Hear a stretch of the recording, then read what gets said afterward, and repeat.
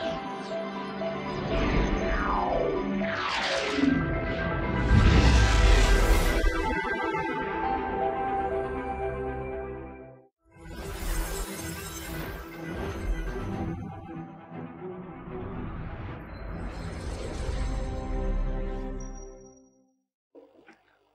let us come to next part of portfolio management. तो अगला जो कॉन्सेप्ट है again exam point of view से बहुत इंपॉर्टेंट है, इसका नाम है मिनिमम वेरिएंस पोर्टफोलियो। मिनिमम का मतलब तो आपको पता है लोवेस्ट, वेरिएंस मतलब रिस्क। तो यानी वो आपको बोल रहे हैं कि एक ऐसा पोर्टफोलियो क्रिएट करो जिसका रिस्क मिनिमम हो। यानी आपको एक पोर्टफोलियो का वेट क्या होना चाहिए स्टॉक ए और स्टॉक बी में, वो निकालना है। ठीक है, इसलिए इसका नाम है मिनिमम रिस्क पोर्टफोलियो। पिछले लेक्चर में भी हमने कहा था कि एक कुछ पर्टिकुलर रेशियो में अगर हम इन्वेस्ट करते हैं स्टॉक ए और स्टॉक बी में तो पोर्टफोलियो का रिस्क मिनिमाइज किया जा सकता है। और कुछ कुछ केसेस में जहां कोरिलेशन नेगेटिव होता है -1 परफेक्ट नेगेटिव, उस केस में पोर्टफोलियो का रिस्क को घटाकर 0 तक भी किया जा सकता है if you choose appropriate weight. Okay, तो यहां पर हमारा टॉपिक क्या है कि हम दो स्टॉक एक्स और वाई में वेट कितना होना चाहिए जिसकी वजह से पोर्टफोलियो रिस्क मिनिमम हो जाए। यानी इसके अलावा अगर आपने और कोई भी वेट यूज किया इसके अलावा तो आपका पोर्टफोलियो रिस्क बढ़ेगा, लेकिन अगर आपने इन वेट्स में आपने इन्वेस्ट किया तो आपका पोर्टफोलियो रिस्क मिनिमाइज हो जाएगा, उससे कम और नहीं हो सकता। ठीक है, तो अब आपको क्या करना है बेसिकली अगले कुछ क्वेश्चन में या अगले कुछ कॉन्सेप्ट में, अगले कॉन्सेप्ट में ये कैलकुलेट करना है कि what portion of your portfolio, what proportion, what weight should be in security X and what should be the weight in security Y। Okay, तो हमारा जो सिलेबस है उसमें सिर्फ 2 स्टॉक तक का ही क्वेश्चन आएगा जहां पे मिनिमाइजेशन ऑफ पोर्टफोलियो रिस्क होगा। 2 से ज्यादा क्यों नहीं हो सकता? 3 हुआ तो हम क्या वेट डालेंगे?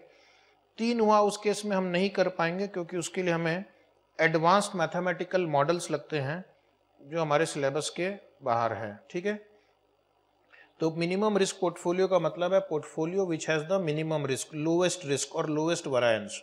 उसके लिए अगर 2 स्टॉक हो एक्स और वाई तो उनका प्रोपोर्शन कितना हो कि overall portfolio risk is minimum. अब यहाँ पर आपको इस सेक्शन में या इस कॉन्सेप्ट में फॉर्मूला डायरेक्टली दिया जा रहा है और ये फॉर्मूला आपको ध्यान में रखना है। ये फॉर्मूला की डेरिवेशन हमारे क्लासरूम या हमारे पास जो मैथमेटिकल स्किल है उसके बियॉन्ड है। उसकी डेरिवेशन होती है, एक कॉन्सेप्ट है मैथमेटिक्स में डेरिवेटिव, मैथ्स में पढ़ा 12th स्टैंडर्ड में या सीपीटी फाउंडेशन में, तो वहां से डिराइव किया गया है। लेकिन अभी फिलहाल क्लासरूम में इसको हम डिराइव नहीं करेंगे, जरूरत भी नहीं है, पूछता भी नहीं है। और दिक्कत ये कि बहुत सारे स्टूडेंट की मैथमेटिकल स्किल भी उतनी स्ट्रांग नहीं है कि वो समझ सके। तो जस्ट इसको एक्सेप्ट करना। वेट ऑफ एक्स कितना होना चाहिए? Weight of x is equal to sigma Y square, sigma y यानी जो दूसरा स्टॉक है उसका वेरिएंस लेंगे minus covariance between x and y upon sigma x square यानी variance of x plus sigma Y square variance of y -2 covariance x and y. अब ये formula कब यूज करना है? जब आपको कोवेरिएंस दिया हो। तो हमें 3 नंबर चाहिए कैलकुलेशन के लिए, दोनों स्टॉक का सिग्मा एक्स या sigma x square sigma Y square and covariance between the 2 stock. तो ये फॉर्मूले से हमारा जो वेट आएगा एक्स का वो आ गया। और वेट ऑफ वाई निकालने के लिए मैं आपको सजेशन दूंगा बैलेंसिंग फिगर का 1 - WX। ठीक है, एक बार एक को कैलकुलेट कर लो, दूसरा बैलेंसिंग फिगर। अगर फॉर्मूले लिखने की बहुत इच्छा है WI तो जहां जहां Y है उसको X करना है और जहां जहां X है उसको Y कर देना है। ठीक है, और अगर आपको कोरिलेशन कोएफिशिएंट दिया हो, आर दिया हो, तो फॉर्मूले में हमें कोई खास चेंज नहीं करना है। Sigma Y square minus covariance का फॉर्मूला क्या है, एक फॉर्मूला आपने देखा R into sigma x into sigma Y upon sigma x square plus sigma Y square minus 2 into bracket R into sigma x into sigma Y. दोनों फॉर्मूले exactly same है। यहाँ जो कोवेरिएंस लिखा गया है, यहाँ पर कोवेरिएंस का expanded version R sigma x sigma Y लिखा हुआ है। Is it right? अब हम एक एक्सपेरिमेंट करेंगे इस सेकेंड वाले फॉर्मूले के साथ। सेकेंड फॉर्मूले में कोरिलेशन यूज हुआ है, तो अगर कोरिलेशन +1 हो, कोरिलेशन अगर +1 हो तो ये फॉर्मूला सिंप्लीफाई हो सकता है, जो कि मैंने आपकी बुक में नीचे कर दिया है। अभी सिर्फ आप मेरे साथ स्क्रीन पे देखो और अंडरस्टैंड करने की कोशिश करो।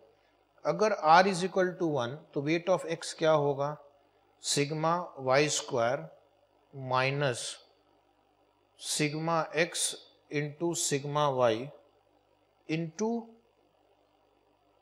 एक बोलेगा पीछे से इंटू 1 आपने नहीं लिखा, अगर मैं इंटू 1 लिख भी दूं तो मेरे को कुछ फर्क पड़ता है क्या? नहीं। Upon sigma x square plus sigma Y square minus 2 into sigma x into sigma Y into +1। तो इंटू 1 मैं यहाँ पे लिखूँ या ना लिखूँ इससे कुछ फर्क नहीं पड़ता है, तो उसको मैं इरेज कर देता हूँ वापस। अब आप ध्यान से देखना इसको, यहाँ पे सिग्मा वाई कॉमन है, इन दोनों में सिग्मा वाई कॉमन है, तो मैंने क्या किया, नीचे सिग्मा वाई को कॉमन रखा, यहाँ पे sigma Y into sigma Y, दो सिग्मा वाई यहाँ पे मल्टीप्लाई हो रहे हैं, तो अब ब्रैकेट में एक बच गया sigma Y minus sigma X, क्योंकि सिग्मा वाई कॉमन ले लिया है। नीचे के नंबर को जरा ध्यान से देखना, a square plus b square minus 2ab है। अगर मैं सिग्मा एक्स को a मानूं और सिग्मा वाई को मैं b मानूं तो आपको लगता नहीं a square plus b square minus 2ab लिखा हुआ है। A square plus b square minus 2ab को हम एलजेब्रा की क्लासेस में ऐसे भी पढ़ा हमने कि ये a माइनस बी स्क्वायर है, बराबर। इसीलिए हमने यहाँ पे क्या किया, और एक चीज़ याद रखना, a माइनस बी स्क्वायर हो या b माइनस ए स्क्वायर हो, दोनों की वैल्यू सेम होती है। b माइनस ए स्क्वायर का एक्सपांडेड वर्जन क्या होगा, बी स्क्वायर प्लस ए स्क्वायर माइनस 2ba। लेकिन क्या इन दोनों में कोई भी डिफरेंस है? अगर आप उसका सीक्वेंस चेंज कर देंगे तो क्या आंसर चेंज होगा? क्या 2ab की जगह 2ba लिखेंगे तो आंसर चेंज होगा? नहीं। अब ऊपर पावर में, ऊपर न्यूमरेटर में sigma Y minus sigma X है, तो ये कैंसिल हो जाए, इसलिए हमने नीचे लिखा है sigma Y minus sigma x square. यहाँ पर मैंने अभी आपको एलजेब्रा सिखाया कि a minus B square is equal to B minus A square. ये a माइनस बी स्क्वायर है, ये b माइनस ए स्क्वायर है, दोनों बराबर है, तो मैं यहाँ पे sigma Y minus sigma x square लिख सकता हूँ। अब यहाँ पर ये कट हो जाएगा और ये -1 हो जाएगा, क्योंकि यहाँ पे दो बार sigma Y minus sigma x, sigma Y minus sigma x हो रहा है, एक कट गया, एक कम हो गया, तो बचा क्या फिर, न्यूमरेटर में बचेगा सिग्मा वाई और डिनोमिनेटर में sigma Y minus sigma x, sigma Y minus sigma x.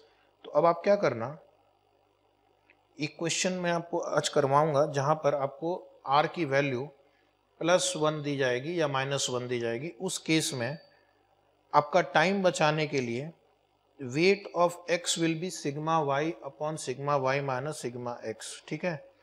अब इसी तरह अगर r की वैल्यू -1 हुई तो क्या होगा, r की वैल्यू -1 होगी तो आपका फॉर्मूला ऊपर था sigma Y square minus, correlation के फॉर्मूले में minus r into sigma x into sigma Y था। अभी देखना यहाँ पे sigma Y square minus r into sigma x into sigma Y. अगर मैं r की जगह -1 लिख दूं तो ये माइनस माइनस प्लस हो जाएगा ना, तो प्लस हो गया, +1 into sigma x into sigma Y upon sigma x square plus sigma Y square, और -2r था तो -2 इंटू -1 करूँगा तो ये +2 हो जाएगा, +2 sigma x into sigma y. एक बार सारा इरेज करते हैं।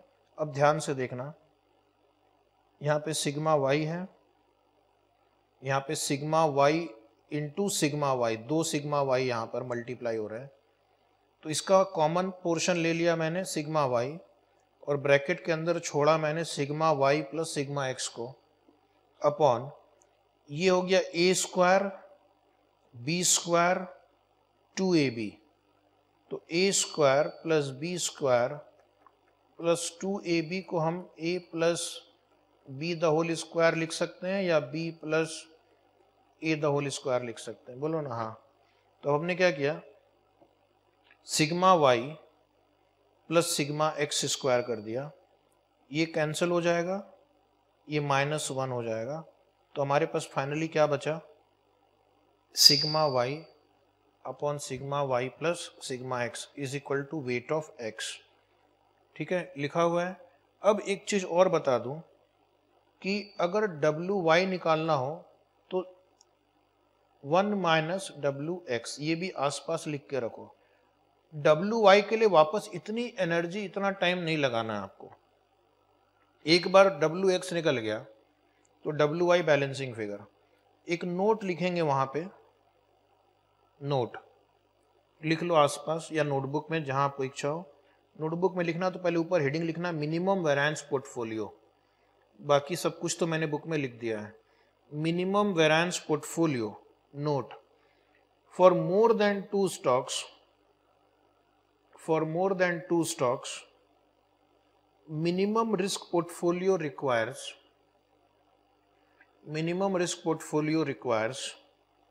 quadratic programming.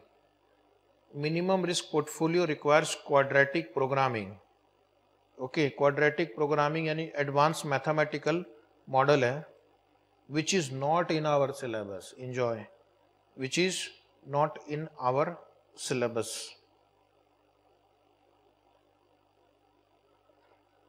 Which is not in our syllabus. तो यहां पर हमें टोटल 4 फॉर्मूले की बुक में ऐड करने होंगे। एक होगा minimum variance portfolio when covariance is given, एक होगा minimum variance portfolio when correlation is given, तीसरा होगा when r is equal to +1, तो फॉर्मूला क्या होगा, और चौथा r इज इक्वल टू -1 होगा तो फॉर्मूला क्या होगा। ठीक है, समझ में आ गया, या एक बार रिवाइज कर दिया जाए। रिवाइज करना होगा तो डब्ल्यू एक्स, पहला फॉर्मूला होगा sigma Y square minus covariance of x and y upon sigma Y square plus sigma x square -2 covariance of x and Y.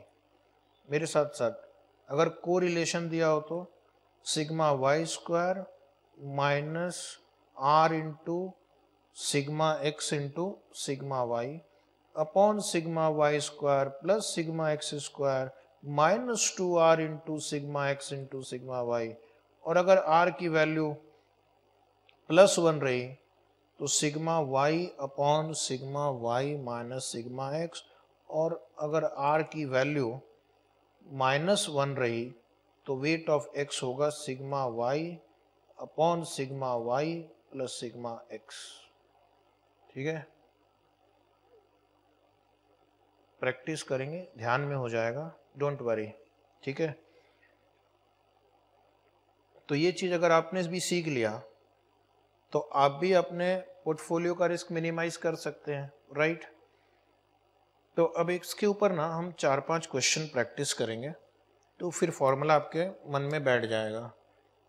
और फॉर्मूले की बुक में ये चारों लिख लेना, मिनिमम रिस्क पोर्टफोलियो या minimum variance portfolio of 2 stock. Question number 18, L Limited and M Limited have the following risk and return estimate. 2 stock है L और M, उनका रिटर्न है 20%, 22%, स्टैंडर्ड डिविएशन है 18 और 15। एक अच्छी न्यूज़ सुनाऊं क्या, कोरिलेशन इनके बीच में -1 है। तो अभी हमने यहाँ पे देखा कि अगर -1 रहा तो आपका जो वेट ऑफ x है वो हो जाएगा दूसरे स्टॉक का स्टैंडर्ड डेविएशन अपॉन दोनों स्टॉक का स्टैंडर्ड डेविएशन का टोटल। तो इस बार हम इस फॉर्मूले को यूज करेंगे, लास्ट वाले फॉर्मूले को। क्वेश्चन है calculate the proportion of the investment in L limited and M limited to minimize the risk of the portfolio.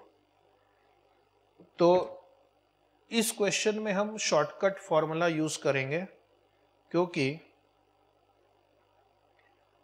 R is equal to -1 है। यहाँ पे इसका सोर्स क्या है क्वेश्चन का, RTP। ऐसे क्वेश्चन अगर आएंगे तो 4 मार्क्स तक के लिए आ सकते हैं। सिर्फ फॉर्मूले की टेस्टिंग है और कुछ नहीं है। तो नीचे आंसर में लिखना आपकी नोटबुक में, calculation of weight of security L, calculation of weight of security L।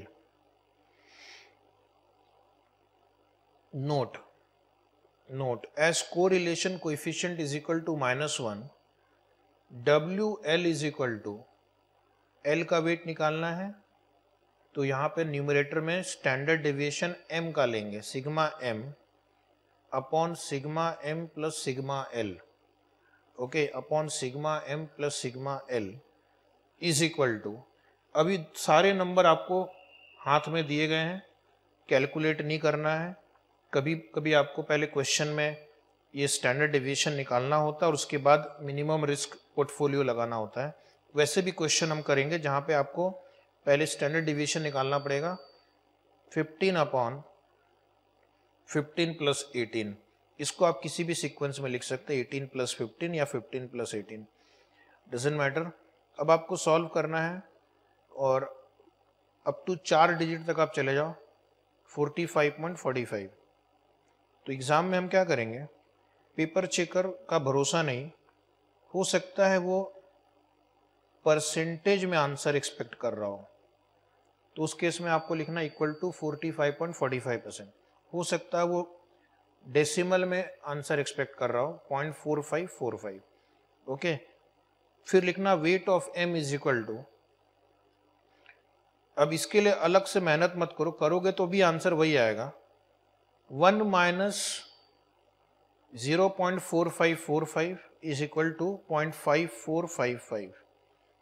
और जैसा कि मैंने कहा एग्ज़ाम में हो सके तो दोनों लिख देना, परसेंटेज में भी लिख देना 54.55, और इन दोनों का टोटल 100 होना चाहिए, ये भी ज़रा ध्यान रखना।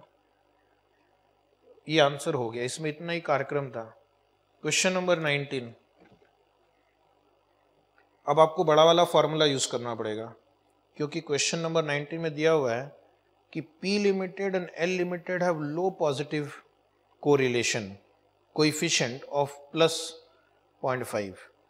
तो यहाँ पे आपको कोरिलेशन दिया हुआ है, कोरिलेशन दिया तो second formula minimum risk portfolio का सेकंड फॉर्मूला यूज करेंगे, और their respective risk and return is as under. ये रिटर्न 10 और 15 लेकिन कोई काम का नहीं है, क्योंकि सिर्फ आपको पोर्टफोलियो का मिनिमम रिस्क निकालने के लिए कहा गया है, ठीक है। एक बार वेट आ गया तो हो सकता है क्वेश्चन में वो और एक लाइन ऐड कर दे, compute the expected return of the portfolio that you have created. उस केस में आपको पहले वेट जो आएगा उसको रिटर्न से मल्टीप्लाई करना है। Is it right? आपसे रिस्क भी पूछ सकते हैं, उस केस में आर पता है, स्टैंडर्ड डेविएशन पता है, और जो वेट आएगा उसको यूज करके पोर्टफोलियो का हम रिस्क भी निकाल सकते हैं। तो इसमें एक्चुअली उनको करना क्या चाहिए था कि इनको बोलना चाहिए था कि आपके द्वारा निकाले गए वेट से एक्सपेक्टेड रिटर्न और रिस्क ऑफ पोर्टफोलियो निकाल के बताओ, लेकिन ऐसा उन्होंने कुछ कहा नहीं है, ठीक है। ऐसा किसी और क्वेश्चन में हो सकता आ जाए। तो चलिए सिर्फ फॉर्मूला लगाना है। क्वेश्चन कहाँ से आया? आरटीपी से। इस बार हम शॉर्टकट फॉर्मूला यूज नहीं कर पाएंगे, क्योंकि आर की वैल्यू +0.5 है, ना तो -1 है या ना +1 है। तो लिखना WP इज इक्वल टू अब क्वेश्चन में अगर पी क्यू लिखा तो आप भी कोशिश करो उसी तरह से आंसर करने की, ठीक है। Sigma q square minus r into sigma p into sigma q upon sigma p square plus sigma q square minus 2 into r into sigma p into sigma Q.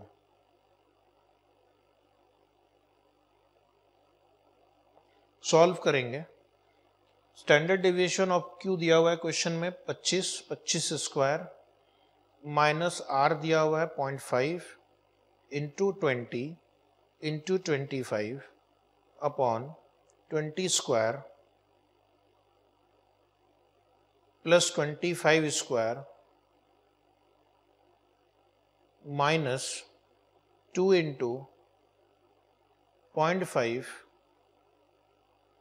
Into 20 into 25, ठीक है।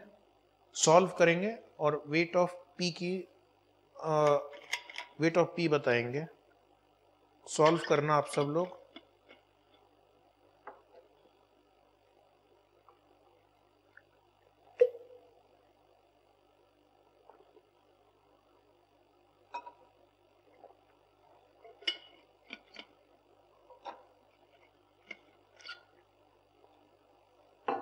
सबने solve कर लिया, answer बोलिए क्या आ रहा है।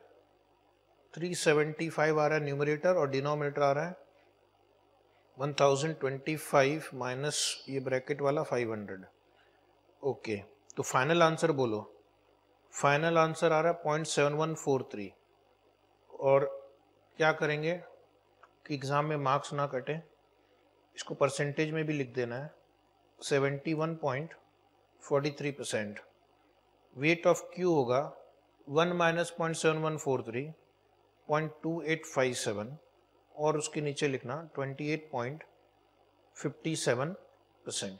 यानी इस वेट से अगर आप क्यू और पी में इन्वेस्ट करते हैं तो आपका पोर्टफोलियो रिस्क जो आएगा वो मिनिमम आएगा। इसके अलावा अगर आपने कोई और वेट यूज़ किया तो पोर्टफोलियो रिस्क हायर आएगा।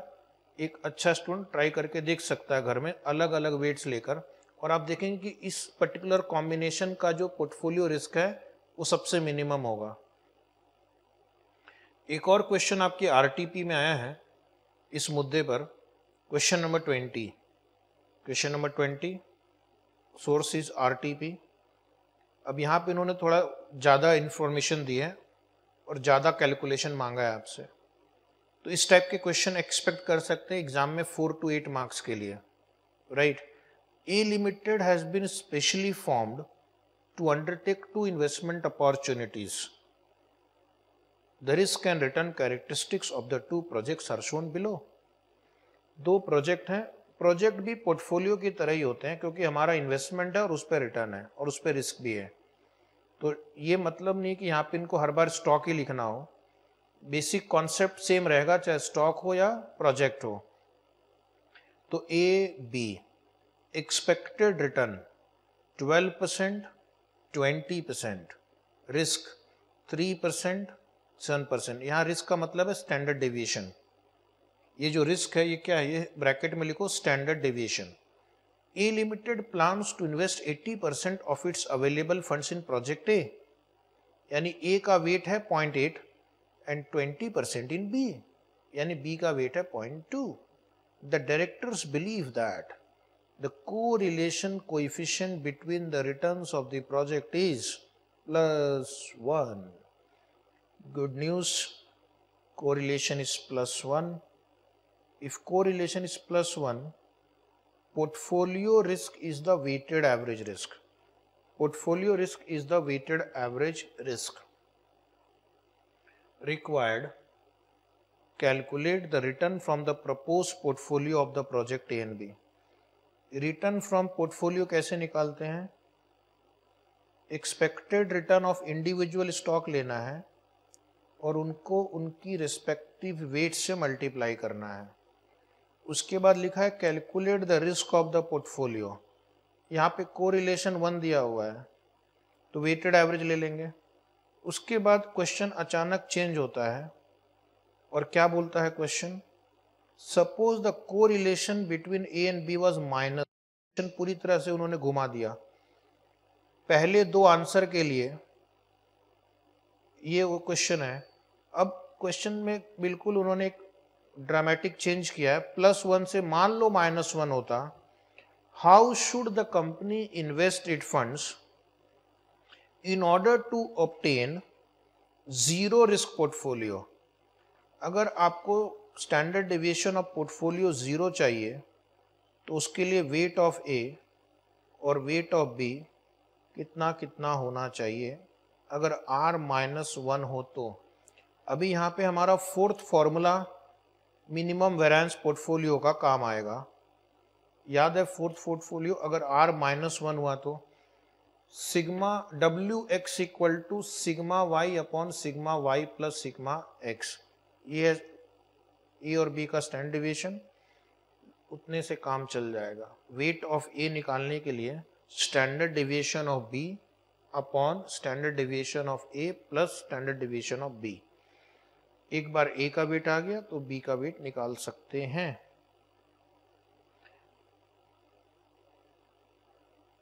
चलिए क्वेश्चन सॉल्व करने की कोशिश करें।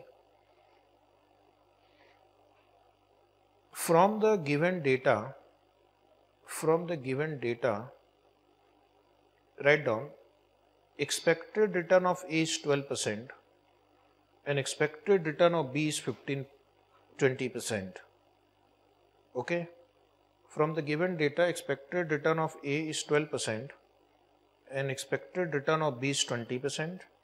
पहला क्वेश्चन हम आंसर कर रहे हैं, calculate the calculation of expected portfolio return is equal to, अब एग्जाम इस तरह से लिखना है, weight of A into return of A plus weight of B into return of B. तो ये होगा 0.8 into 12 plus 0.2 into 20। 0.8 into 12 plus 0.2 into 20 solve. ये आ गया 9.6, ये 4, 13.6%। उसके बाद लिखना answer B. Answer B, answer B यहां पे लिख के रखना answer A, calculation of expected portfolio risk.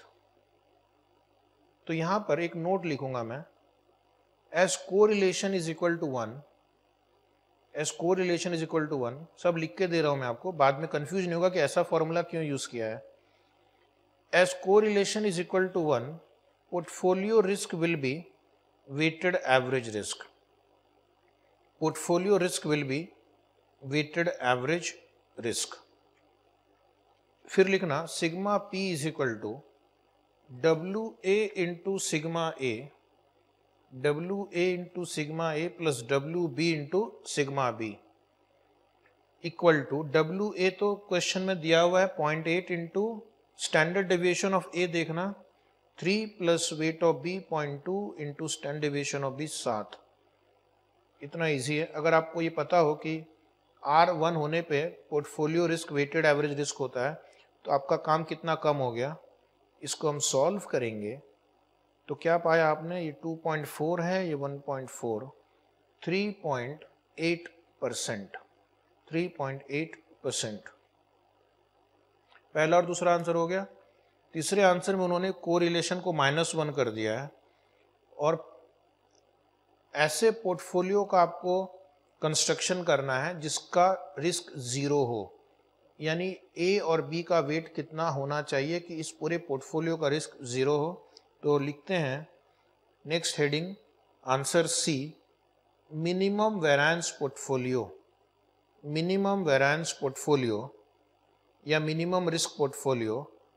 Next line, if R is equal to -1, if R is equal to -1 तो क्या होगा, अभी शॉर्टकट फॉर्मूला यूज कर लेंगे, W A is equal to sigma B upon sigma A plus sigma B.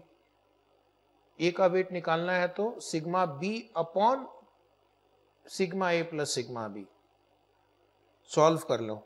Question में देखना sigma B आपको दिया हुआ है 7 और ए दिया हुआ है 3, 3 प्लस 7, 3 प्लस 7 किसी भी सीक्वेंस में लिख लो, 3 प्लस 7 या 7 प्लस 3, तो ये हो गया 7 अपॉन 10, 7/10 70% हो गया और वेट ऑफ बी हो गया 0.30, वेट ऑफ बी 0.30, तो ये मैं लिखूंगा यहाँ पे 70% और ये लिखूंगा 30%। अब मैं इसको जरा एक क्रॉस चेक करता हूँ कि क्या हमारा रिस्क 0 आ रहा है या नहीं। Cross check. अभी कल मैंने आपको बताया था कि when r is equal to -1, standard deviation of portfolio will be WA into sigma A minus WB into sigma B, minus हो जाता है अगर r इक्वल टू -1 हो। वेट ऑफ A आपने कहा कि सर 0.7 लेना, सिग्मा A 3 है, वेट ऑफ B आपने कहा 0.3 लेना, सिग्मा B 7 है, तो ये हो गया 2.1, 0.7 इंटू 3 2.1 हुआ ना, माइनस 0.3 इंटू 7 भी 2.1 होता है, 0। तो ये प्रूव हो गया कि अगर मैं 70% ए में और 30% बी में इन्वेस्ट करता हूं तो मेरे पोर्टफोलियो का रिस्क 0 होगा। ये फॉर्मूला जो अभी मैंने यूज़ किया यहाँ पे शॉर्टकट, ये तभी और तभी यूज़ कर सकते हैं जब R की वैल्यू 1 होगी। इसका प्रूफ कल दिया जा चुका है। ओके, आपकी बुक में आपने लिखा भी था। अब एक क्वेश्चन लेंगे एग्जाम से, क्वेश्चन नंबर 21। क्वेश्चन नंबर 21 का जो सोर्स है, अब ये क्वेश्चन कई बार एग्जाम में आ चुका है इसलिए हम एक बार ही करवा रहे हैं, नवंबर 2008, नवंबर 2010। ओके, और एक होमवर्क लिख लेना, बिल्कुल same to same question, question number 107। आप आगे कुछ पेज आगे जाएंगे, page number 62 of this chapter 62, तो ये क्वेश्चन मिलेगा ऐसा ही, बिल्कुल फिगर्स डिफरेंट है, बेसिक कॉन्सेप्ट सेम है और ऑलमोस्ट सेम ही आप कर पाएंगे। उसका आंसर भी हमारी बुक में प्रिंटेड है, तो आप प्रॉमिस करो,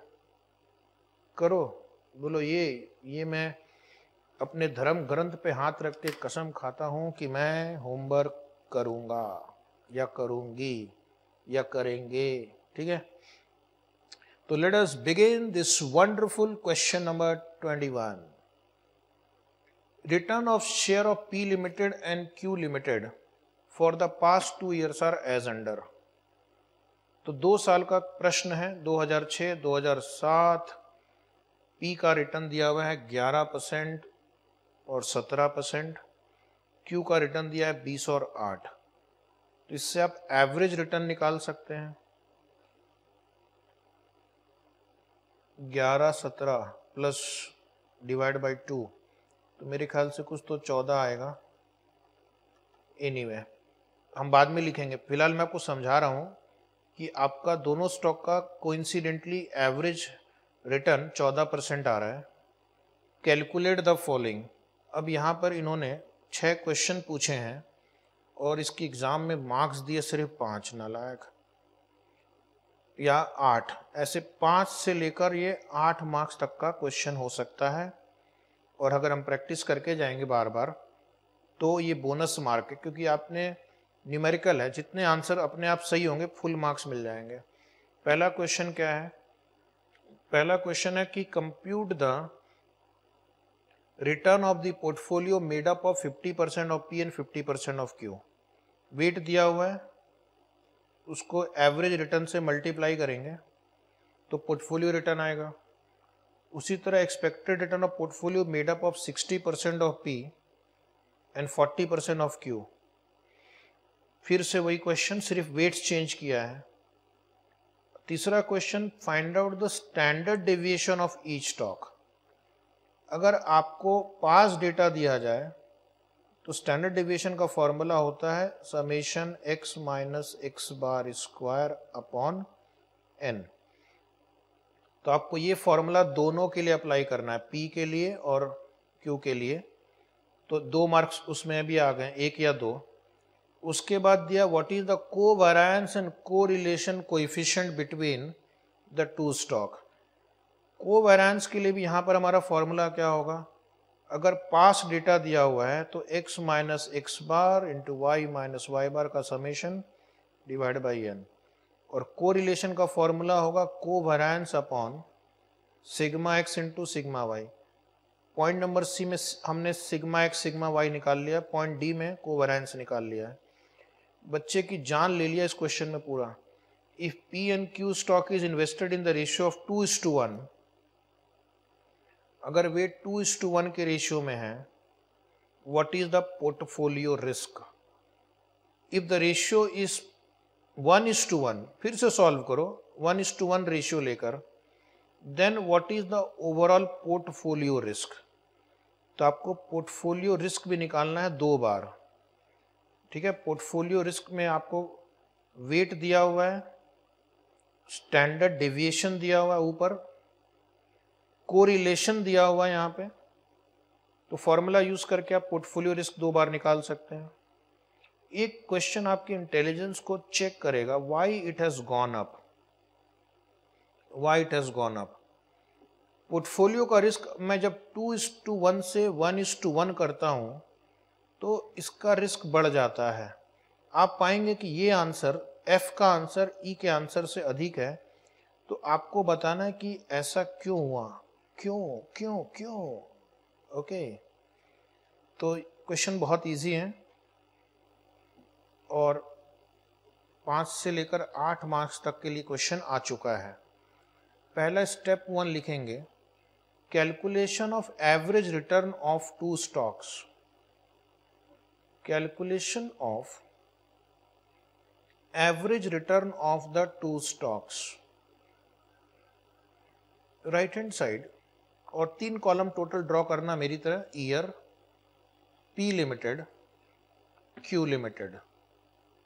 year 2006-7, return of P 11-17, Q 20 और 8, ठीक है। एक लाइन ड्रॉ करके टोटल लिख देना 28, टोटल लिख देना 28, ठीक है, 28%। फिर नीचे लिखना एवरेज रिटर्न, 28 हो गया। एवरेज रिटर्न 2 ही साल का फिगर है तो एवरेज रिटर्न दोनों के लिए सेम होगा क्योंकि दोनों का टोटल भी सेम है। तो एवरेज रिटर्न दोनों के केस में 28/2 14% आएगा, ठीक है। तो इस क्वेश्चन में एवरेज रिटर्न ऑफ P और एवरेज रिटर्न ऑफ Q दोनों ही इक्वल है 14% कोइंसिडेंटली। अब हम अपना पहला आंसर सॉल्व कर रहे हैं, तो आप नोटबुक में लिखना answer of A, answer A,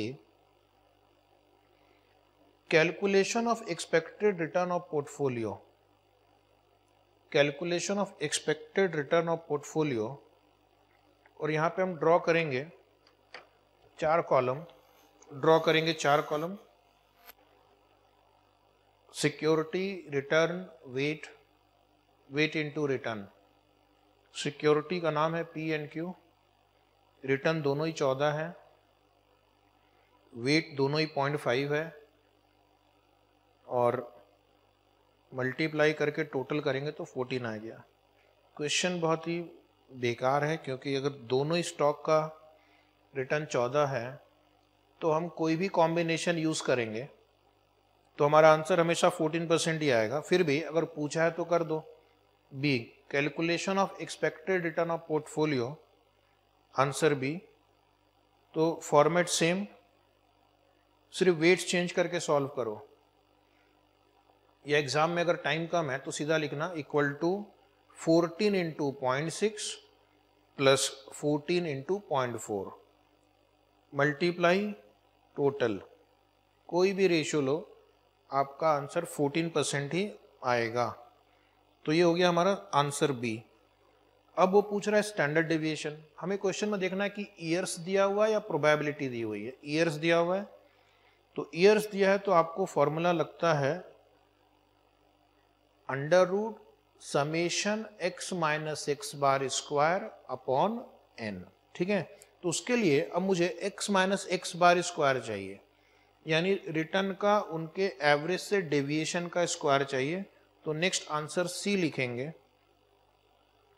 answer C, calculation of standard deviation, calculation of standard deviation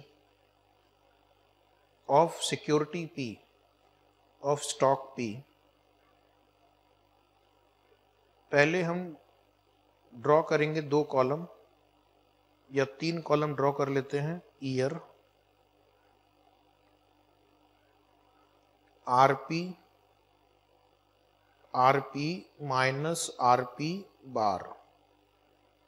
year लिखना 2006 2007, आरपी लिखना 11 और 17। अब ये आरपी माइनस आरपी बार कैसे निकालेंगे? 11 माइनस 14 स्क्वायर, चेक करना। 11 minus 14 square 9, 17 minus 14 square 9, total कीजिए 18 आ रहा है। 18 इज नॉट द आंसर। अगर 18 तो 2 साल का टोटल हुआ, हमें पहले उसका एवरेज लेना होगा और उसके बाद स्क्वायर रूट लेना होगा। तो नीचे लिखना sigma equal to under root formula rp minus RP bar square upon n. Sigma equal to under root summation rp minus RP bar square upon n, under root 18 अपॉन 2। ये 18 हो गया टोटल। 2 से डिवाइड कर रहे हैं एवरेज निकालने के लिए, स्क्वायर रूट कर रहे हैं स्टैंडर्ड डिविएशन निकालने के लिए। तो आपका आंसर चेक करना, 18/2 यानी होता है 9, 9 का स्क्वायर रूट 3। अब उसके नीचे एक टेबल और ड्रॉ करना, calculation of standard deviation of security q. 3 column, year, rp sorry r q and last column standard deviation निकालने के लिए डेविएशन का स्क्वायर लेना होगा, r Q minus are Q bar square, r Q minus are Q bar square. Year लिखना 2006-07, return on stock Q 20 और 8 दिया हुआ है। ये 20 माइनस 14 स्क्वायर करो, 20 माइनस 14 स्क्वायर 36। फिर लिखना 8 माइनस 14 स्क्वायर, कैलकुलेटर पे सिर्फ करो, लिखने की जरूरत नहीं है। 36, 36 प्लस 36 72। ये आंसर नहीं है क्योंकि ये तो टोटल है। अब नीचे लिखना standard deviation equal to sigma equal to under root 72 upon 2। 72 को 2 से डिवाइड करते हो तो एवरेज स्क्वायर्ड डेविएशन आता है, और वो स्क्वायर का इफेक्ट हटाने के लिए स्क्वायर रूट। इस बार आंसर आया 6%। ये हो गया standard deviation of Q limited. Answer C complete हुआ। अब आंसर डी निकालना है आपको, covariance and coefficient of correlation. लिखो आंसर डी, नोटबुक में लिखना answer D, calculation of covariance, calculation of covariance and coefficient of correlation, calculation of covariance and coefficient of correlation। तो इस बार पास डेटा दिया है तो आपको एक x माइनस एक्स बार और एक y माइनस वाई बार चाहिए और फिर उसका प्रोडक्ट चाहिए। तो फॉर्मूला जैसा होगा टेबल वैसा होगा, जैसे को वैसा। लिखो, एक कॉलम लिखना आरपी, तो दूसरा column RP minus RP bar, फिर एक लिखना आर क्यू, तो चौथा R Q minus are Q bar. Deviation आ गया, उसका प्रोडक्ट ले लो। RP minus RP bar into RQ minus RQ bar. Okay, format draw कर लिया। P का रिटर्न 11 और 17 दिया हुआ है और P का जो एवरेज था वो 14 था, तो 11 माइनस 14 माइनस 3, 17 माइनस 14 3। इसका टोटल नहीं चाहिए, टोटल करोगे तो 0 आएगा। Q का रिटर्न दिया हुआ है 20 और 8, 20 माइनस 14 6, 8 माइनस 14 माइनस 6। तो आप देख रहे हैं कि एक बढ़ रहा है तो एक घट रहा है, यानी नेगेटिव कोरिलेशन है। तो हमारा टोटल भी कोवेरिएंस नेगेटिव आना चाहिए। मल्टीप्लाई करना -3 इंटू 6 18 नेगेटिव, 3 इंटू -6 18 नेगेटिव। एक बढ़ रहा है एक घट रहा है, तो ऐसे केस में आपका कोवेरिएंस नेगेटिव आता है -36। आप चाहो तो परसेंटेज स्क्वायर लिख सकते हैं, परसेंटेज स्क्वायर लिख सकते हैं। अब आपको कोवेरिएंस निकालना है। कोवेरिएंस का फॉर्मूला है पास डेटा जब दिया जाए, summation RP minus RP bar into RQ minus RQ bar upon N। अभी यहाँ पे अपॉन N इसलिए करना है क्योंकि ये टोटल लिया आपने, 2 साल का टोटल लिया है, तो 2 से डिवाइड करेंगे तो ये एवरेज आएगा ना। तो -36/2 करो 18। कब डिवाइड नहीं करते हैं? जब हम प्रोबेबिलिटी से ऑलरेडी मल्टीप्लाई कर चुके हैं, उस केस में हम ऑलरेडी वेटेड एवरेज ले चुके हैं, तो -18 कोवेरिएंस। अभी हमारा क्वेश्चन में एक और पार्ट बाकी है, कोरिलेशन लिखना। Next line, calculation of coefficient of correlation, calculation of coefficient of correlation. Next line, R is equal to covariance bracket P comma Q upon sigma P into sigma Q।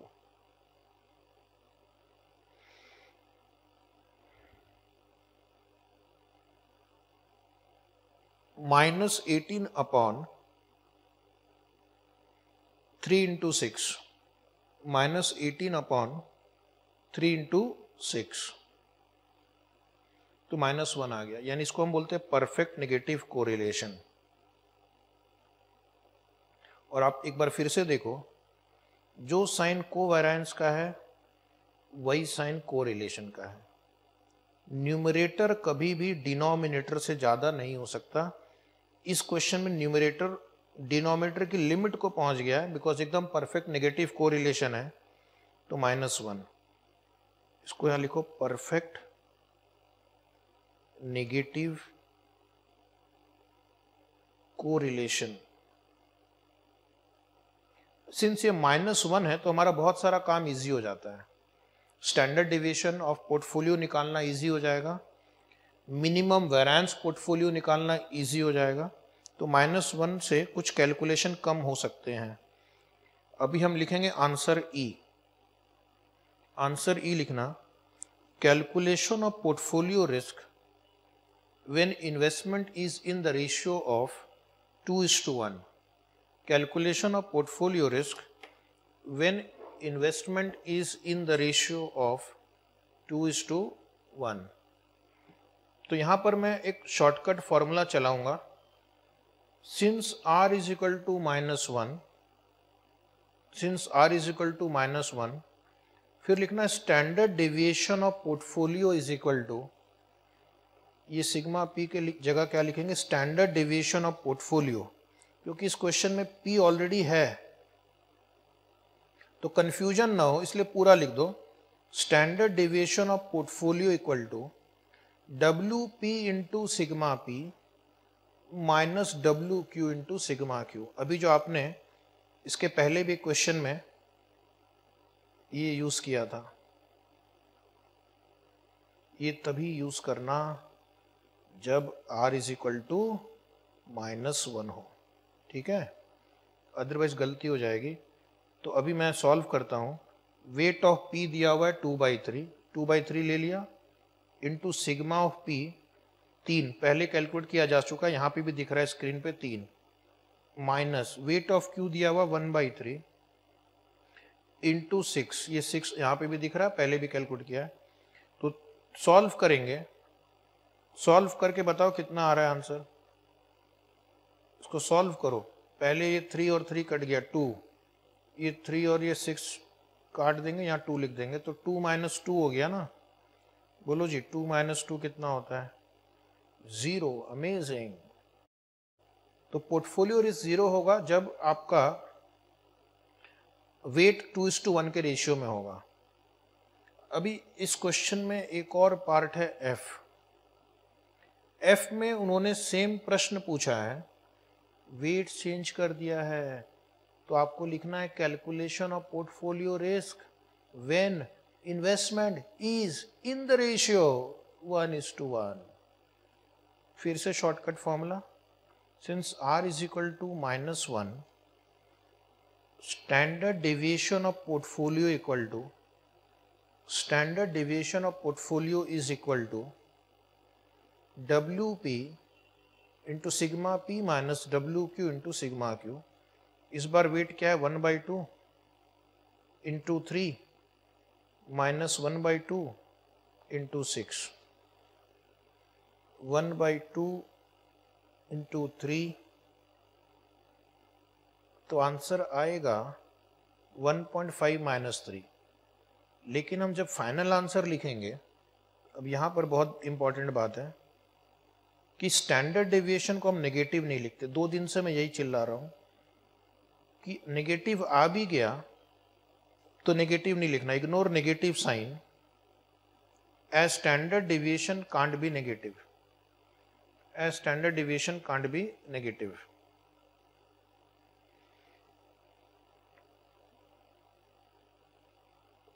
तो इस बार risk 1.5 हो गया, risk बढ़ गया है, पहले 0 था अभी 1.5 हो गया।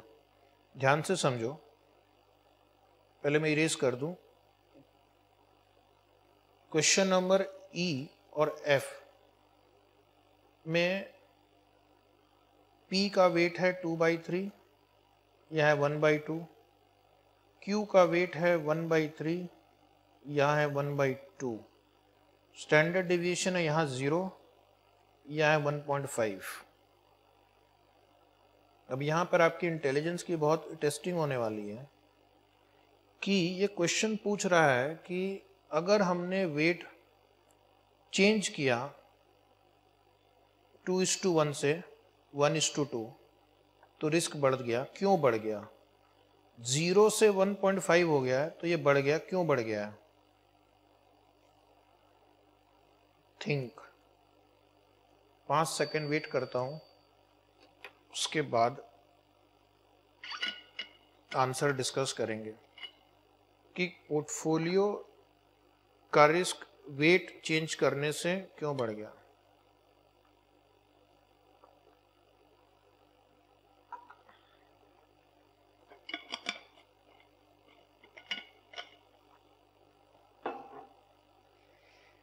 तो कुछ स्टूडेंट का कहना है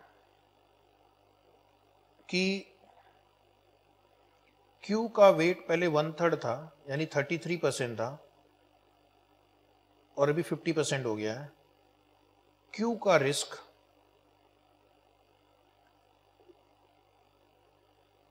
P के रिस्क से ज्यादा है।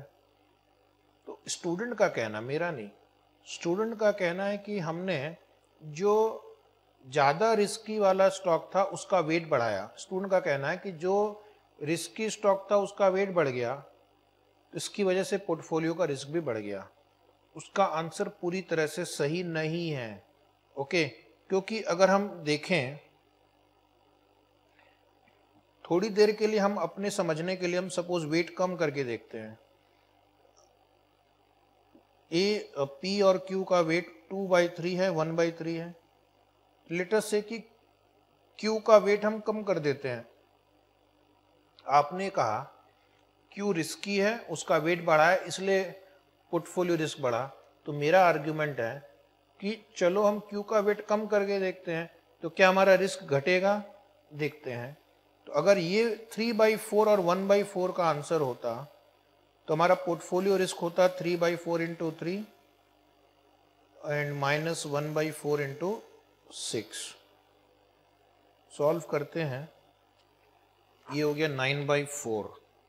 9 divide by 4 is equal to 2.25। अगर मैं वेट घटाऊंगा तो आपकी लॉजिक के हिसाब से अगर मैं गया तो हमारा रिस्क कम होना चाहिए, लेकिन आप देखेंगे कि वेट कम होने के बावजूद, हे भगवान, वेट कम होने के बावजूद भी रिस्क बढ़ गया। 0.75 आ रहा, पहले 0 था। इस रेशियो में हमारा आंसर 0 था, इस रेशियो में हमारा आंसर 0.75 है। तो यानी कि Q जो रिस्की सिक्योरिटी है उसका वेट घटाने के बावजूद भी हमारा रिस्क बढ़ रहा है।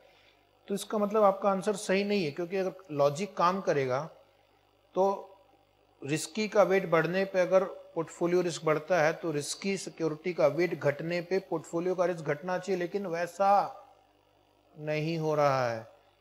तो कहीं ना कहीं कुछ गड़बड़ है हमारे आंसर में। तो अब हम क्या करेंगे, एक मिनिमम रिस्क पोर्टफोलियो क्रिएट करके देखते हैं।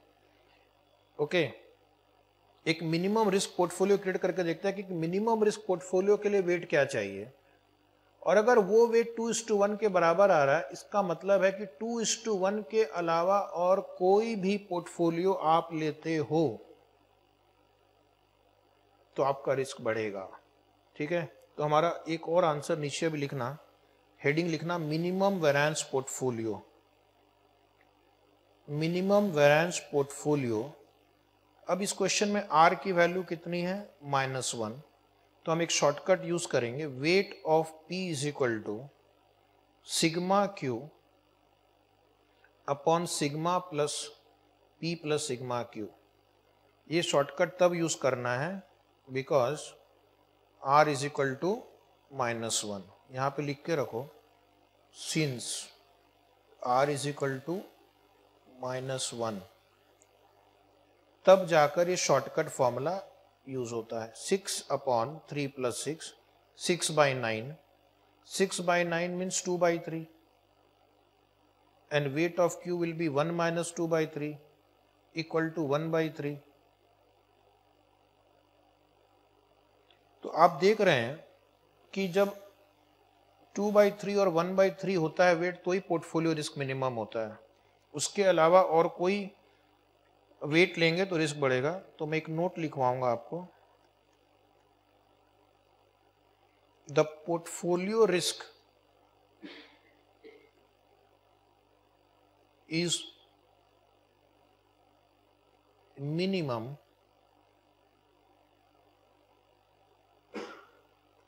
when investment in stock P and Q is in the ratio 2:1. Any other combination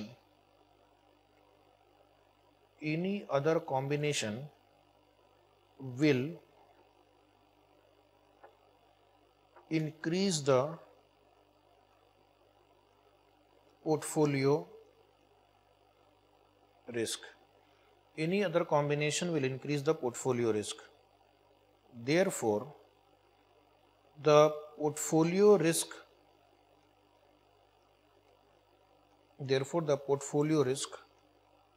has gone up. Portfolio risk has gone up when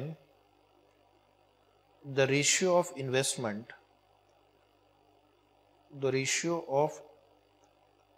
investment changes from 2:1 to 1:1. 2:1 to 1:1। तो minimum variance portfolio से अगर ratio 2:1 आ रहा है, इसका मतलब कोई दूसरा combination, चाहे उसमें Q का वेट बढ़े या घटे, आपका आंसर हमेशा रिस्क में ज़्यादा ही रिस्क आएगा। ठीक है, अभी एक और क्वेश्चन प्रैक्टिस करेंगे, रेडी? उसमें वापस एक बार सारे रेशियोज का प्रैक्टिस हो जाएगा। क्वेश्चन नंबर 138 पर आना, बहुत आगे हैं। Question number 138, an investor has decided to invest 1 lakh in the shares of the two companies ABC XYZ. The projection of the return and with their probabilities are as follows. तो ये question probability distribution का है। तो जहाँ जहाँ पे probability वाला question आएगा, एक्सपेक्टेड रिटर्न निकालने के लिए P से मल्टीप्लाई करना है, स्टैंडर्ड डिविएशन निकालने के लिए P से मल्टीप्लाई करना है, कोवेरिएंस निकालने के लिए P से मल्टीप्लाई करना है। ABC XYZ you are required to, अब यहाँ पे कहीं कहीं माइनस का साइन भी है, जानबूझकर दिया जाता है गरीब बच्चों से पैसे लूटने के लिए। You are required to comment on the return and risk of the investment in the individual shares. Risk and return, return कैसे निकालोगे? एक्सपेक्टेड रिटर्न मल्टीप्लाई करना। रिस्क कैसे निकालोगे? P into x minus x bar square, फिर square root. Compare the risk and return of these two shares with a portfolio of these shares in equal proportion. अब हमें एक portfolio बनाना है जिसमें ABC और XYZ में हम 50% इन्वेस्ट करेंगे और आपको उस पोर्टफोलियो का रिस्क और रिटर्न बताना है। और उसके बाद एक और क्वेश्चन पूछ रहे हैं, find out the proportion of each of the shares to formulate a minimum risk portfolio. तो मिनिमम रिस्क पोर्टफोलियो अगर आपको चाहिए तो आपको ABC और XYZ का वेट कितना होना चाहिए, ठीक है? तो हम लिखेंगे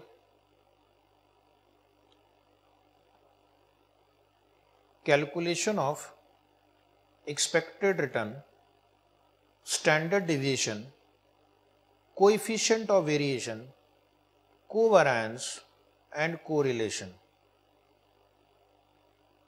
Covariance and correlation हम क्यों निकाल रहे हैं?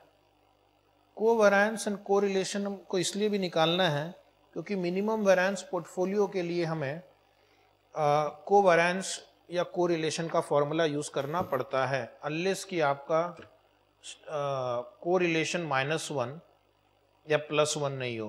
लेकिन वो भी जानने के लिए हमें कोरिलेशन तो निकालना ही पड़ेगा। सिर्फ एक चीज़ मत लिखना हेडिंग में, कोएफिशिएंट ऑफ वेरिएशन, उसकी ज़रूरत नहीं है। करना चाहे तो कर सकते हैं वो भी ऐड, ठीक है? चलो हेडिंग लिखना, calculation of expected return, standard deviation, covariance and correlation. Already आज हमने ये प्रॉब्लम पहले भी सॉल्व किया था, उसी की एक आगे की कड़ी, इसमें मिनिमम रिस्क पोर्टफोलियो भी पूछा गया है। तो इस क्वेश्चन के माध्यम से आपके बहुत सारे फॉर्मूले का एक बार रिवीजन हो जाएगा, ठीक है ना? Start. Probability, return on A, return on x, ये तीन दिए हुए हैं। P into A, expected return आ जाएगा, P into x, expected return of x आ जाएगा। ABC को मैं A लिख रहा हूँ और XYZ को X लिख रहा हूँ, टाइम कम है, स्पेस कम है।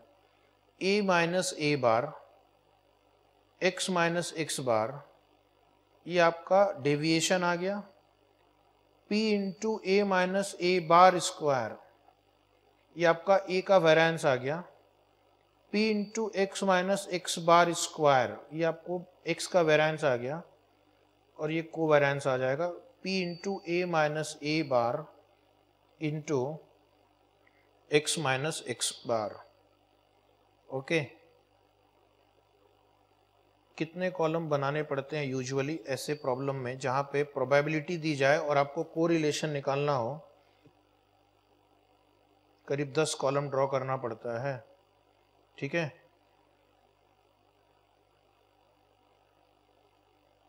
प्रैक्टिस करेंगे बार बार तो आपको ये सब अपने आप धीरे धीरे हैबिट हो जाएगी।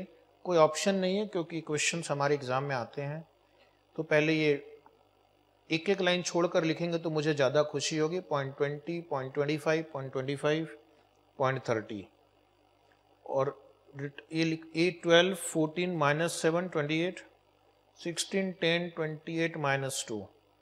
अब आप इन दोनों को मल्टीप्लाई करना और टोटल करना, चेक करना आंसर। 2.4 3.5 माइनस 1.75 8.4। टोटल एक बार चेक कर लीजिए, 12.55% आ रहा है, 12.55%। ये 12.55 क्या है? ये स्टॉक ए का एक्सपेक्टेड रिटर्न है। बिल्कुल इसी तरह भी आप क्या करो, मैं आपको 3 सेकंड दूंगा, ये प्रोबेबिलिटी और ये एक्स के रिटर्न को मल्टीप्लाई करके यहाँ लिखो और टोटल करो, चेक करना आंसर। 3.2 2.5 7, यहाँ माइनस 0.6 आ रहा है, टोटल करेंगे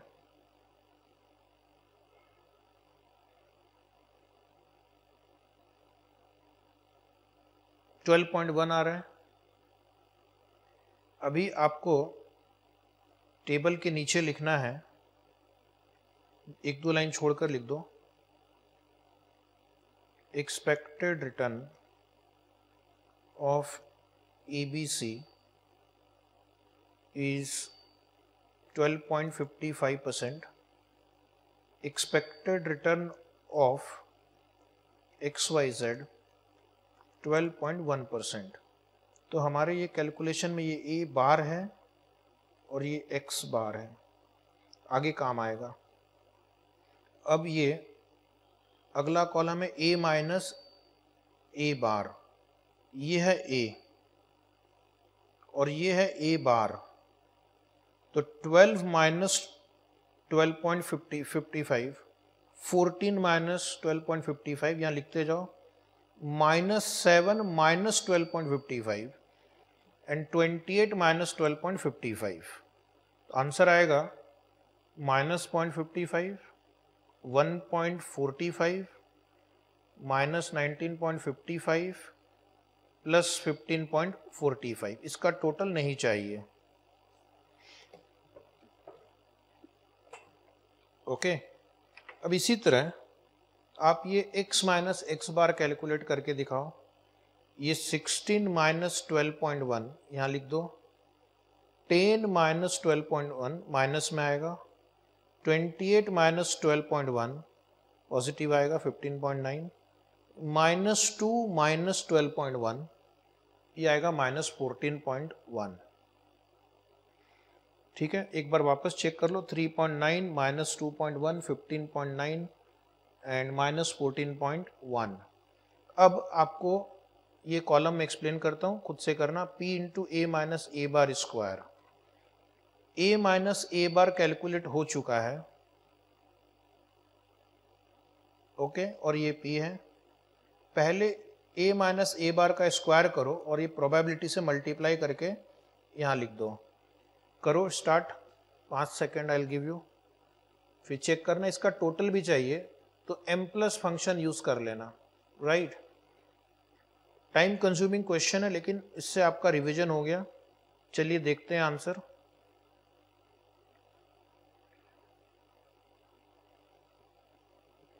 .55 स्क्वायर इंटू 0.20 करेंगे तो 0.0605 आ रहा है।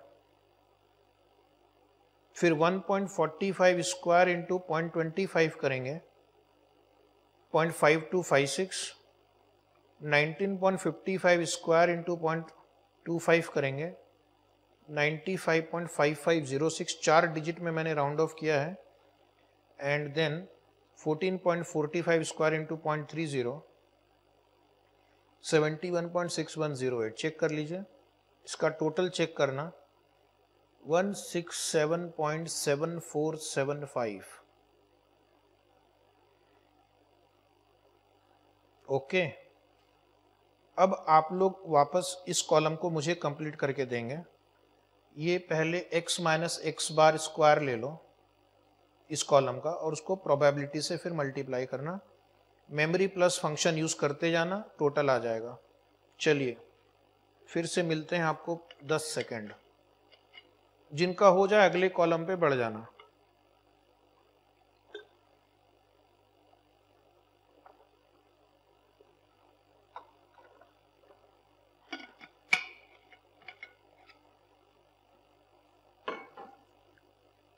राइट, चेक करना आंसर। फर्स्ट आंसर आपका यहां पे आ रहा है 3.042, 1.1025, 63.2025, 59.643, टोटल करना 126.99। अप्रोक्सीमेटली चेक कर लीजिए कि क्या ये सही है। ओके, अब आपको लास्ट कॉलम निकालना है, उसके बाद आपका आंसर लगभग हो जाएगा। ये 3 कॉलम आपको मल्टीप्लाई करना है, जो मैं हाईलाइट कर रहा हूं। अगर ये दोनों ही पॉजिटिव है तो पॉजिटिव लिखना, दोनों नेगेटिव हो तो नेगेटिव लिखना। एक पॉजिटिव हो, जैसे ऊपर के 2 केस में देखना, एक्चुअली चारों केस में एक पॉजिटिव आ रहा है एक नेगेटिव आ रहा है, तो आपको आंसर वहां पे नेगेटिव में लिखना है और ये प्रोबेबिलिटी से मल्टीप्लाई करना है। स्टार्ट। मेमोरी प्लस भी यूज करना है, मेमोरी माइनस यूज करना। 0.20 इंटू 0.55 इंटू 3.9 और एक नेगेटिव साइन है तो m माइनस को प्रेस करना, तो आपका आंसर आएगा -0.429। फिर से एक बार 0.25 इंटू 1.45 इंटू -2.1 चेक करना, 0.7613, मेमोरी माइनस प्रेस कर दो। 0.25 इंटू 19.55 इंटू 15.9, मेमोरी माइनस 77.7113। एक last 0.30 into 15.45 into 14.1, memory minus. सारे नेगेटिव आएंगे क्योंकि एक पॉजिटिव है एक नेगेटिव है, तो सारे आंसर नेगेटिव हो जाएंगे। 65.3535 मेमोरी रिकॉल, तो वहाँ पर आपको दिखेगा 144.2551। एक बार फिर से चेक कर लो, सारे कैलकुलेशन चेक कर लो। आप समझ सकते हैं कि इतनी मेहनत की और अगर कोई भी कैलकुलेशन गलत हो गया तो आगे के बहुत सारे आंसर गलत हो सकते हैं। Is it right? Expected return हमने निकाल लिया, अभी आपको स्टैंडर्ड डिविएशन निकालना है। लिखो standard deviation of ABC, standard deviation of ABC bracket sigma equal to under root summation P into R minus R bar square, या A minus A bar square लिख दो। ऊपर देखना ये 167.7475 है, उसका स्क्वायर रूट ले लो, तो यहाँ पे आंसर आएगा आपका 12.55%। उसके नीचे लिखना standard deviation of XYZ sigma equal to, अभी डायरेक्ट कर रहे हैं, एक बार फॉर्मूला लिख दिया, 126.99, 126.99 स्क्वायर रूट करना तो 11.27% आया। और ये जो नंबर है 144 वाला, ये कोवेरिएंस है, तो covariance is equal to -144.2551% square. Covariance भी आ गया। अभी आपको कोरिलेशन निकालना है, तो नीचे लिखना, कोरिलेशन की जरूरत नहीं पड़ेगी क्योंकि रिस्क निकालने के लिए कोवेरिएंस भी काम आता है। अब आप क्वेश्चन नंबर 2 पर आओ। अगर आपने इक्वल प्रोपोर्शन में इन्वेस्ट किया है तो पोर्टफोलियो का रिस्क और रिटर्न क्या होगा? तो नेक्स्ट हेडिंग होगी answer two, answer two calculation of portfolio return, calculation of portfolio return.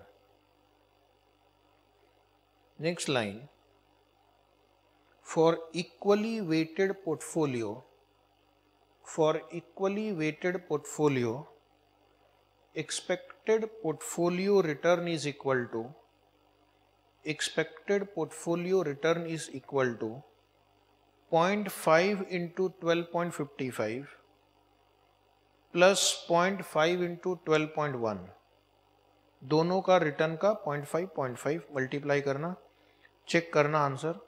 तो ये आंसर आएगा 12.325%। 12.325% क्या है? इस पोर्टफोलियो का एक्सपेक्टेड रिटर्न। अब नीचे लिखेंगे calculation of correlation coefficient. Calculation of correlation coefficient, calculation of correlation coefficient. हम देख रहे हैं कि अगर ये कोरिलेशन कोएफिशिएंट 1 के आसपास हो या 1 हो तो फिर हम शॉर्टकट फॉर्मूला यूज कर सकते हैं ये पर कोरिलेशन निकालने का।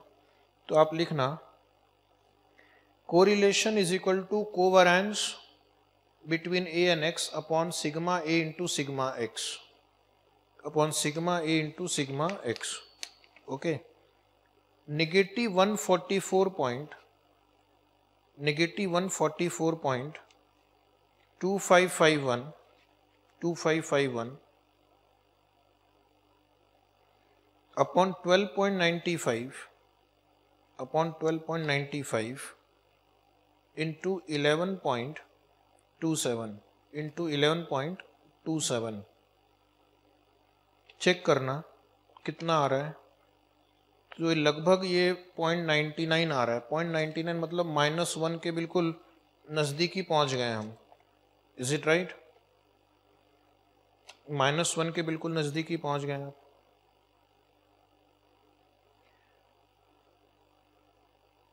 लेकिन 1 नहीं है। Standard deviation of portfolio. अब इंस्टीट्यूट को अगर मैं 1 से सॉल्व कर दूं तो एतराज हो सकता है, इसलिए हम क्या करेंगे, पूरे फॉर्मूले को यूज करेंगे। अभी आप लिखना standard deviation of portfolio equal to, दो स्टॉक वाला अगर पोर्टफोलियो हो और कोवेरिएंस मेरे पास हो तो ये फॉर्मूला यूज करेंगे, under root WA² into sigma A² plus WB² into sigma B² plus 2 into WA into WB into covariance A, B। Okay, into covariance A, B। नीचे लिखना इक्वल टू, सॉल्व करना भी अपने से, under root 0.5² into 12.95² plus 0.5² into 11.27² plus 2 into 0.5 into 0.5 into -144.2551। Okay, अगर आपके को time बचाना हो तो कई बार एग्जाम में ऑलरेडी हमने ये वेरिएंस का स्क्वायर रूट लिया था, तो वो फिगर यहाँ पे लिख सकते हैं। सिग्मा A² टेबल में था, सिग्मा B² टेबल में था, तो उस फिगर को यहाँ पे लिख सकते थे। चलिए कोई बात नहीं, अगर लिख लिया तो कोई बात नहीं, सॉल्व करना। तो सॉल्व करेंगे, 3 पार्ट हैं इस फॉर्मूले में, ये फर्स्ट, सेकंड, थर्ड। फर्स्ट वाले का आ रहा है 41.9256, सेकंड वाले का आ रहा है 31.75322 और थर्ड वाला माइनस में आएगा क्योंकि कोवेरिएंस नेगेटिव है, -72.1276। ठीक है, तो स्क्वायर रूट ऑफ 1.5512 और बहुत ही स्मॉल आंसर आएगा 1.25%, बिकॉज इसका कोरिलेशन काफ़ी नेगेटिव है, इसलिए आपका आंसर भी 0 के काफ़ी करीब है, इसलिए आपका आंसर भी 0 के काफ़ी करीब है, 1.25%। ये हो गया पोर्टफोलियो का स्टैंडर्ड डिविएशन। इन्होंने पूछा है कि पोर्टफोलियो के रिस्क और रिटर्न को स्टॉक के रिस्क एंड रिटर्न से कंपेयर करना है, कंपेयर करना है, लिखा ना कंपेयर द रिस्क। तो एक काम करेंगे, कंपैरिजन चार्ट ड्रॉ कर लेंगे। अब नीचे लिखना कंपैरिजन चार्ट, कंपैरिजन चार्ट। तो तीनों का आपको रिस्क और रिटर्न एक चार्ट में प्रेजेंट करना है। Right hand side 3 columns, ABC limited, XYZ limited and portfolio,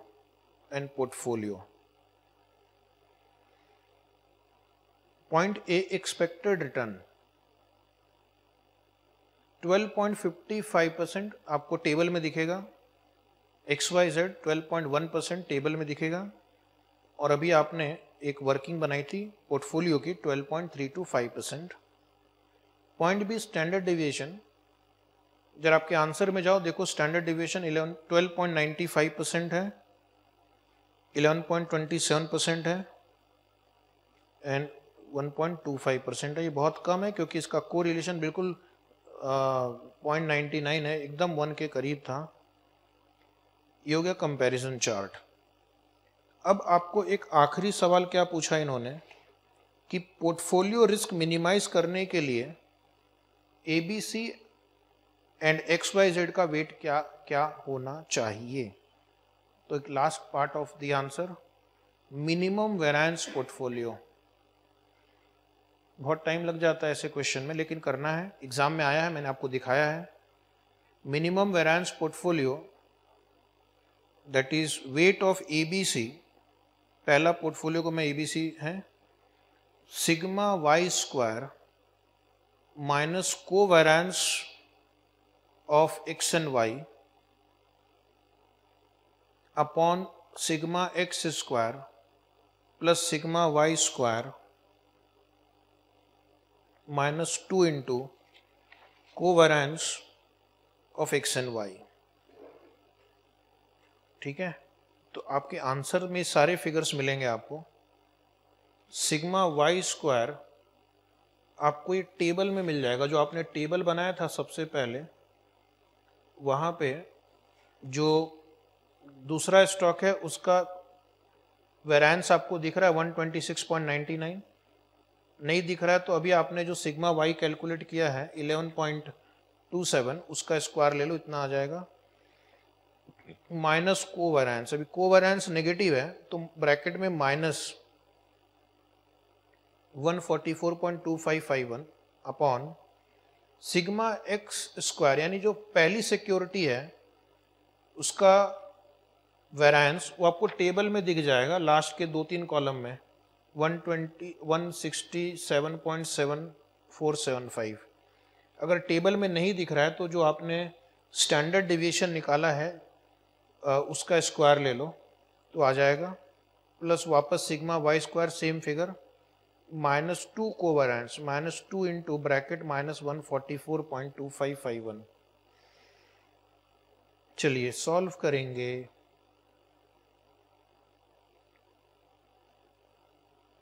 तो फाइनल सॉल्व करेंगे तो आंसर 0.4651 आ रहा है और दूसरे का आंसर आ रहा है 0.5349। तो आपने देखा कि जब हमने 0.5 लिया था तो हमारा रिस्क थोड़ा 1 पॉइंट समथिंग आ रहा था। इसका मतलब है कि पोर्टफोलियो का वेट लगभग 0.5 के आसपास होना चाहिए ताकि पोर्टफोलियो रिस्क मिनिमाइज हो सके। एग्ज़ाम में रिस्क नहीं लेना है तो परसेंटेज में भी आंसर को आप एक्सप्रेस कर देना, क्या पता वो परसेंटेज एक्सपेक्ट कर रहा है स्टूडेंट से। तो अगर हम इस प्रपोर्शन में इन्वेस्ट करेंगे तो पोर्टफोलियो का रिस्क मिनिमाइज हो जाएगा, सबसे कम इसी रेशियो में आएगा। अगर कोई भी रेशियो आप इसके अलावा यूज़ करेंगे, जैसे हमने 0.5 लेकर देखा, तब भी हमारा पोर्टफोलियो का रिस्क 1.25 तो आ ही रहा था, इस रेशियो में और भी कम होगा। ठीक है, now we will say this answer is over.